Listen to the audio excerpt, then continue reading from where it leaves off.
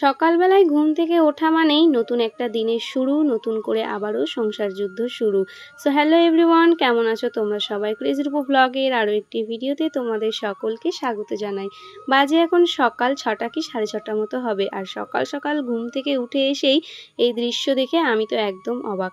আসলে আজ আমার ঘুম থেকে উঠতে একটু দেরি হয়েছে, শরীরটা খুব একটা ভালো ছিল না, তাই রাত্রে ঘুমাতেও দেরি হয়েছে, যার জন্য উঠেওছি দেরি করে। আর উঠে এসে দেখি পিকলুর বাবা এখানে মুখে ব্রাশ নিয়ে ওর বাথরুম সেরে বাসি বাসনগুলো মাজতে বসে পড়েছিল। তো আমার তো অনেকটা কাজই এগিয়ে গেল। এমনিতেও ও সকালবেলায় অনেকটা আমাকে হেল্প করে দেয়, কিন্তু আমি উঠতে পারিনি জন্য আমাকে যে ডেকে তুলবে সেটা না করে ও নিজেই কাজে লেগে পড়েছিল। সো বাসন কোসন মেজে ঘুষে এদিকে আরও ওর ব্যবসার যে কাজগুলো সেই কাজে ও বসে পড়লো, আর আমি এদিকে বাসি ঘর বারান্দাগুলো ঝাড় দিয়ে নিচ্ছি। আসলে ওটা ও সকালবেলায় উঠে বাসনটাই মেজে দেয়, তো ঝাড়ঝাঁটাগুলো আমি নিজেই দিয়ে নিই। আমার বাসনটা মাজতে ভীষণই অসুবিধা হয়। এবার সব কাজ যদি ওকে দিয়ে করাই তাহলে কি আর হবে বলো তো? নিজেকেও তো কিছু করতে হবে। এখনই যদি শরীর পড়ে যায় তাহলে আর কি করে হবে, তাই না? তো সেই কারণে আমি বাকি কাজগুলো করতে শুরু করে দিয়েছি।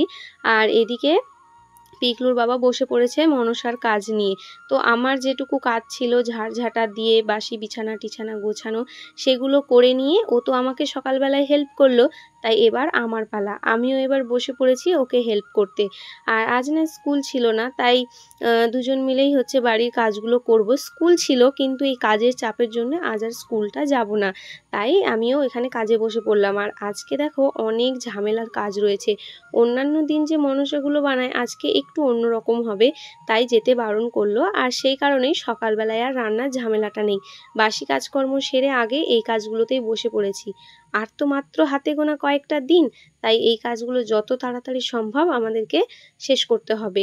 তো সেই কারণেই ওদিকে দেখো যতটুকু কাজ হয়ে গেছে সেগুলো আমার বাসি কাজ করতে করতে ও এদিকে দোকানের কাজ অনেকটাই করে ফেলেছে। তো সেগুলোই আমি ভালো করে গুনে গুনে গোছগাছ করে তুলে রেখে দিচ্ছি, কারণ কাজের জায়গাটা একটু ফাঁকা না রাখলে কাজ করতে আবার অসুবিধা হয়। আর আমার এখন দেখতেই পাচ্ছ ওঠা বসা করতে অনেকটাই কিন্তু অসুবিধা হয়, আমি একবার থেবড়ে বসে পড়লে আর উঠতে পারি না। তো সেই কারণে ও আমাকে সংসারের কাজে যথেষ্ট পরিমাণে হেল্প করে, তাই আমারও তো কর্তব্য যে ওর কাজগুলোতেও আমি হেল্প করি।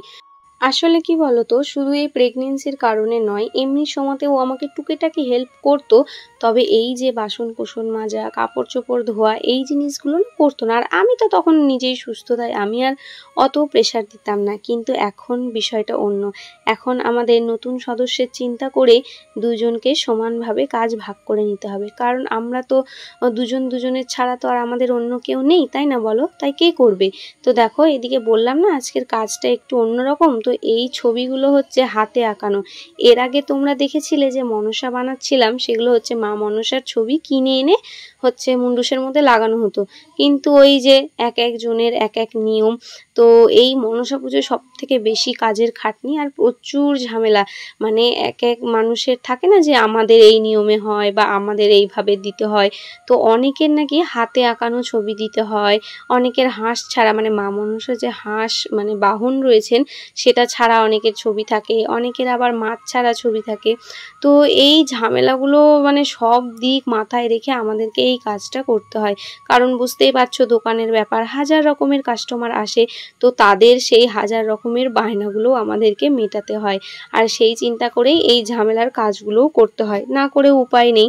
তো কিছুক্ষণ কাজ টাজ করে নিলাম, নিয়ে এবার একটু ওঠার পালা, কারণ আরও কিছু কাজ রয়েছে সেগুলো করব। আর সেটা হচ্ছে এই যে এক ঝামেলা, বর্ষার দিন কোথায় অন্য মানুষেরা হয়তো শুয়ে বসে দিন কাটাবে, আর বাড়িতে ছেলে মানুষ থাকলেই তাদেরকে এই কাজটা করতে দেওয়া হয়। আর সেটা হচ্ছে কি গো, কোথায় গেলে, এদিকে একটু এসো, এখানে একটু দড়ি বেঁধে দাও, অমুক জায়গায় একটু দড়িটা ধরো, এখানে জামা কাপড়গুলো মেলতে হবে। এই একটা বড় কাজ। তো এই কাজটার সঙ্গে তোমরা কারা কারা পরিচিত বা কারা কারা এই কাজটা করেছো অবশ্যই কিন্তু আমাকে জানাবে। ছোটবেলায় দেখে আসতাম মা বাবাকে বলতো, এখন আমি আমার বরকে বলি। তো দেখো পিকলুর বাবা ওই ছাদে যে দড়িগুলো ছিল সেগুলো খুলে এনে এখানেই মেলে দিচ্ছে। আসলে বাইরের ওয়েদার তো খুবই খারাপ, এক নাগাড়ে ঝিপঝিপারে বৃষ্টি ধরেছে, তো সেই কারণেই এখানেই জামা কাপড়গুলো মেলার ব্যবস্থা করা হচ্ছে।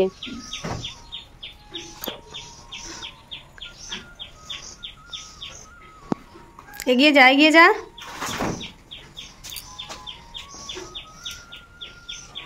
না ধরলে একটার উপরে আরেকটা দিয়ে দেবা, এমনিও শুকাবে না অমনিও শুকাবে না। ইলিশ না বালিশ, চুপ। ওরে মাছ, এটা কি মাছ? ও বাহ, ইলিশ মাছ। এটা কি পদ্মার ইলিশ নাকি? ডিম তো মনে হয় পেটে।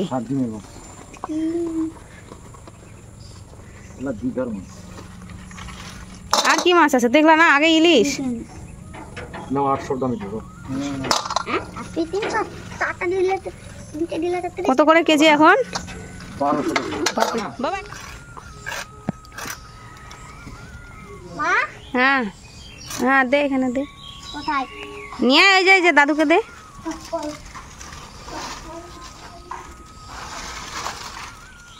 এই ইলিশ মাছ কলকাতা যাওয়ার আগে আগে একটা নিয়ে যাবো, বুঝলা? এরকম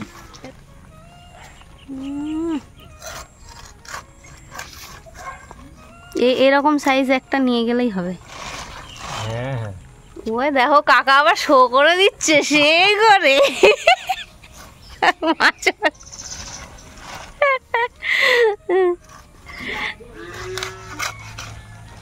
ছোট মোটো মোটামুটি 10 পিস হয়েছে। মাঝখান দিয়ে ফাললে না ডিমগুলো বার হয়ে যেত, আর ভাল লাগে না আমার ওরকম মাছ। কাটলাম অন্তত 500 টাকা দাও। নাও নাও, ভিডিও নাও। নি গো নি, কি করবো, স্মৃতি থাকবে, স্মৃতি। কত হেল্প করছো।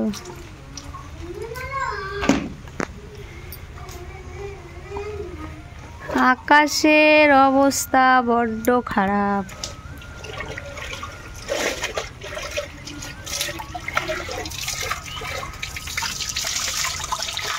এই হলো বড় লোকেদের মাছ।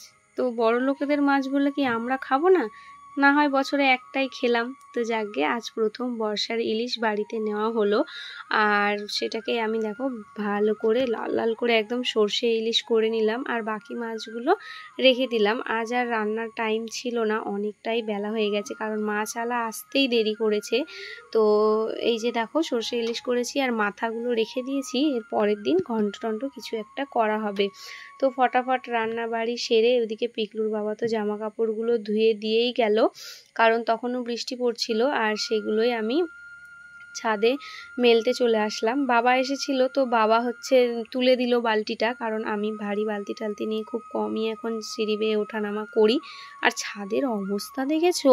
বাবা এসেছে গাছগুলো একটু ভালো করে লক্ষ্য করতে। এদিকে লঙ্কার গাছগুলোও দেখছি কেমন যেন নেতিয়ে পড়ছে প্রচণ্ড বর্ষার কারণে, আর ছাদটা তো পুরো পিচ্ছিল হয়ে আছে। তো ওই এসে মেলে দিবে বলেছিল, কিন্তু আমি ভাবলাম যে না, এই সময় বৃষ্টিটা একটু ছেড়েছে, তাহলে আমি মেলে দিই। আর ছাদে এসে গাছগুলোর অবস্থা দেখে তো আমি অবাক।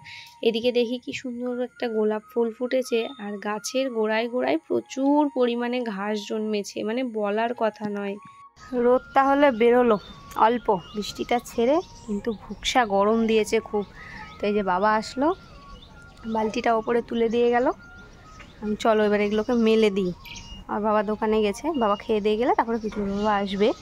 ছাদে হাঁটতেও ভয় লাগছে, এত পিছলা হয়েছে দেখো, খালি পিচ্ছিল পিচ্ছিল একেবারে। গাছগুলোর তো অবস্থা খারাপ, জলে জলে ছাদে তো এখন আসাই হয় না। এখানকার দড়িগুলো আবার খুলে নিয়ে গিয়ে ডাইনিংটাই টাঙানো হলো। এখন ভাবছি এই কাপড়গুলো মেলবো কোথায়।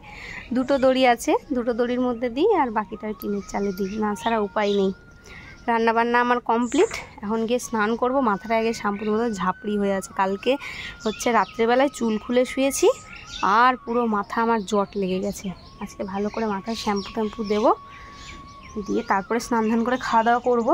যাকে চলো আগে জামা কাপড়গুলো মেলে নিই, না স্যার আবার কখন বৃষ্টি আসবে, জল ঝরে গেলে তাও ঘরে ফ্যানের নিচে টিচে এদিক ওদিক দিয়ে শুকানো যাবে। ইস, কাপড়গুলো দেখেই ভয় লাগছে, এতগুলো কাপড় মেলি কোথায়। চলো কিছু একটা ব্যবস্থা তো করতেই হবে, তাই না?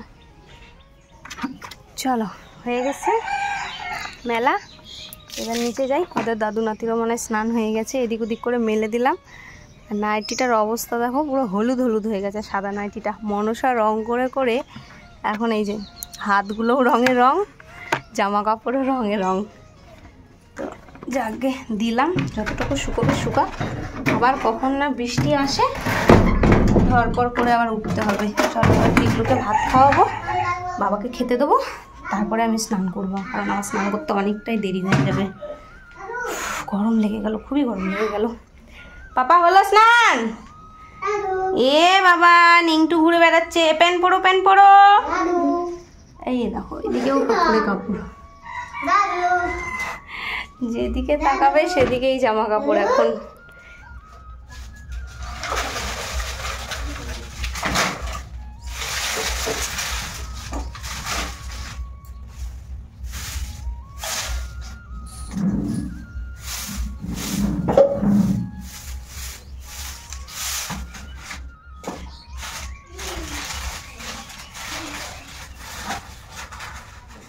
ওদের দুই দাদু নাতিকে ওই ঘরে খেতে বসিয়ে দিয়ে আমি এদিকে উনানের পাটটা ভালো করে গুছিয়ে নিচ্ছি।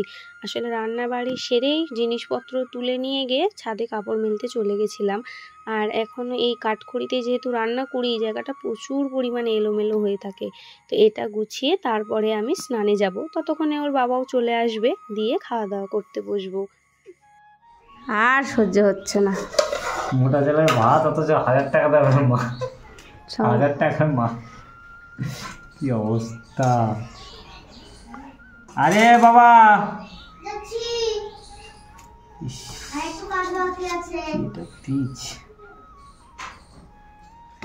রান্নাবাড়ি করতে আর করতেই একটা পার, এখন বাজে 2টো। এই স্নান ধান করে বসলাম খেতে।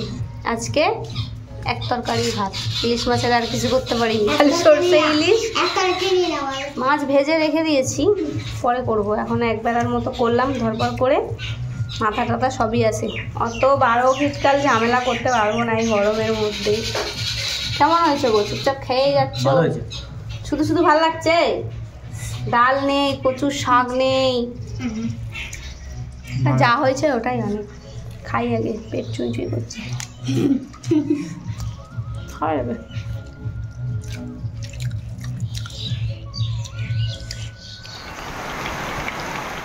খাওয়া দাওয়া সেরে একটু রেস্ট নিচ্ছিলাম, ব্যাস আসলো হঠাৎ তুমুল জোরে বৃষ্টি। ছাদের জামা কাপড়গুলো শুকোতে না শুকোতে আবারও সব ভিজে গেল। কি আর করব, বর্ষার সময় এখন, তাই জানলা দিয়ে বৃষ্টিটা দেখা ছাড়া আর কোনো উপায় নেই। তো যাকগে চলো, বৃষ্টি হচ্ছে হোক। ভিডিওটাও তাহলে আজকে এখানেই শেষ করছি। কেমন লাগলো সম্পূর্ণ ব্লগটা অবশ্যই কিন্তু কমেন্টে জানাবে। ভালো লাগলে একটা লাইক করে চ্যানেলটা সাবস্ক্রাইব করে আমার পাশে থাকবে। সবাই ভালো থাকবে, সুস্থ থাকবে, সাবধানে থাকবে। দেখা হচ্ছে খুব শিগগিরই পরে একটা ব্লগে।